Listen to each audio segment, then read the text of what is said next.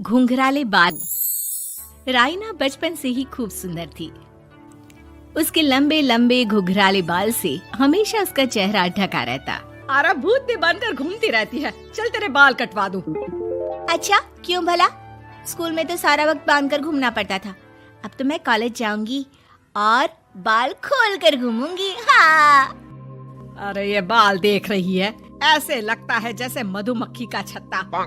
खैर, घने घने घुंघराले बालों से राइना सुंदर तो लगती, लेकिन उसे संभालना उसके लिए बड़ा काम था।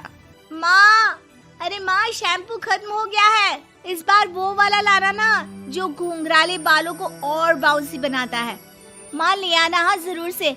कल मेरा कॉलेज का पहला दिन है, मैं चाहती हूँ सब मुझे देखकर जले। अगले दिन राइना कॉलेज पहुँचती है, जहाँ एक लड़का उसे छेड़ते हुए कहता है, अरे लगता है चाउमीन में सोया सॉस कुछ ज्यादा ही गिर गया। अरे मुझे तो चेहरा दिख ही नहीं रहा। लड़कियां भी राइना का मजाक उड़ाती है। अरे यार, ये कंगना की कॉपी करके कौन आया है? लोकल कंगना और कौन? राइना को सभी पर गुस्सा आता है, लेकिन वो कुछ नहीं कहती। स्कूल में तो बाल बंधे ही रहते थे, लेकिन कॉलेज में राइना एक लड़की से कहती है, हाय, मेरा नाम राइना है, मुझे आर्ट्स डिपार्टमेंट में जाना है। कहाँ से है रास्ता? अपने बाल हटा कर देखो, सामने ही बोर्ड लगा है। राइना को कॉलेज में भी दोस्त बनाने में दिक्कत आ रही थी। वो रोते रोते घर आ जाती है। माँ, मैं क्या करूं? आज तो सारे दिन लोगों ने न जाने क्या क्या बोलकर मेरा मजाक ही बना कर रख दिया। माँ प्लीज कुछ करो ना मेरे बालों का। मैंने तो पहले ही कहा था कटा दे, पर तू। अरे कटाने से क्या होगा, उल्टा जो थोड़े बांध कर ये इन्हें समेट सकती है ना, वो भी नहीं कर पाएगी।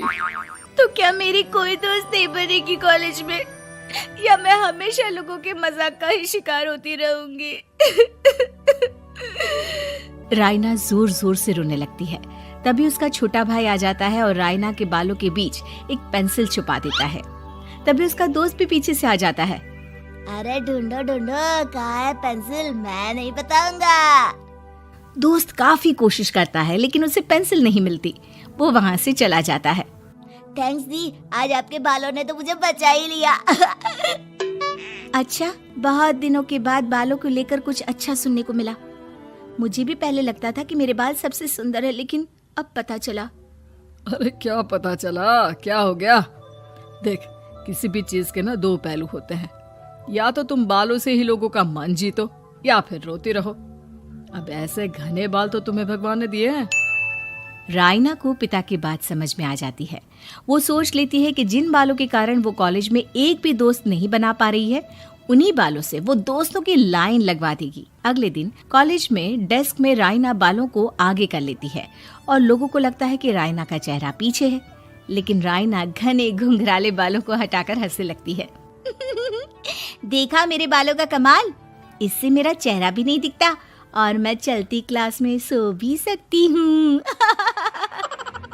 सभी राइना को देखकर हंसने लगते हैं।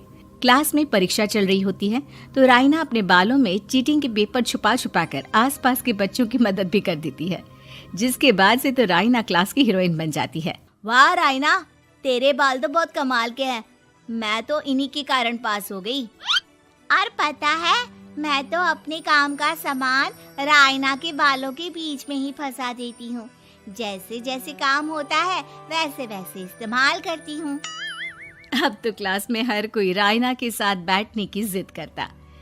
राइना में इसे लेकर घमंड आ जाता है। उसे लगता है कि वही क्लास की सबसे डिमांडिंग लड़की है।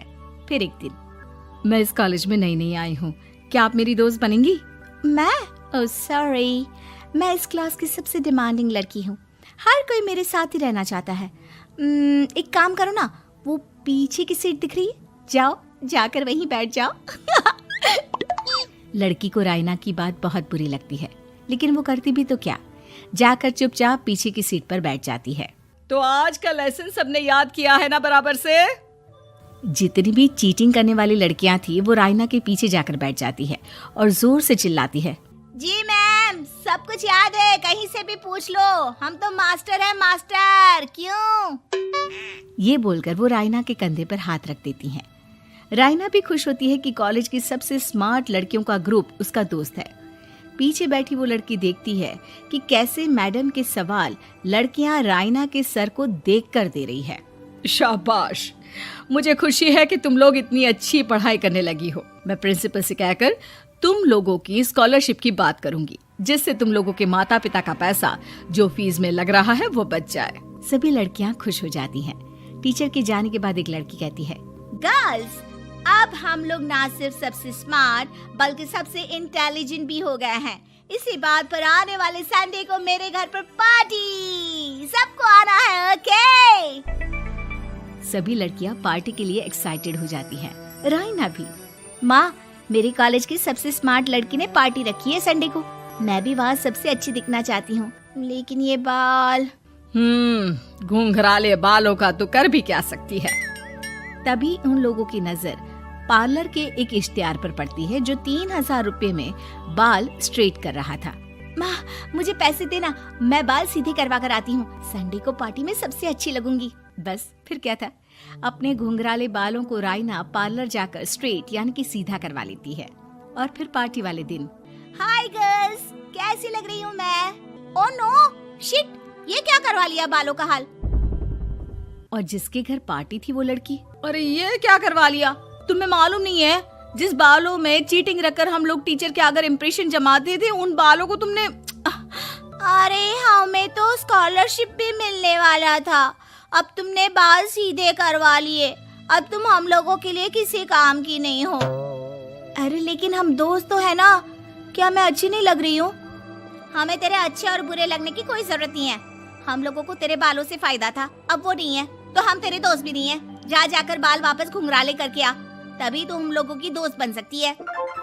रायना रोते रोते घर आती है और माँ को सारी बात बता देती है। माँ, ला पैसे दे, मैं बाजार जाकर बाल ठीक करा के आती हूँ। लेकिन माँ, मुझे ये बाल बहुत अच्छे लग रहे हैं, काश ये बाल मैं पहले ही सीधे करवा लेती। देख बेटा, पैसे तो मैं तुझे दे दूं, लेकिन वैसे बाल करके तू फिर ऐसे दोस्त बनाएगी जो तेरे साथ मतलब के लिए जुड़े हैं। लेकिन इन बालों में तू ऐसे दोस्त बनाएगी जो तेरे साथ जीवन भर का साथ निभाएंगे। रायना को माँ की बात समझ में आ जाती है।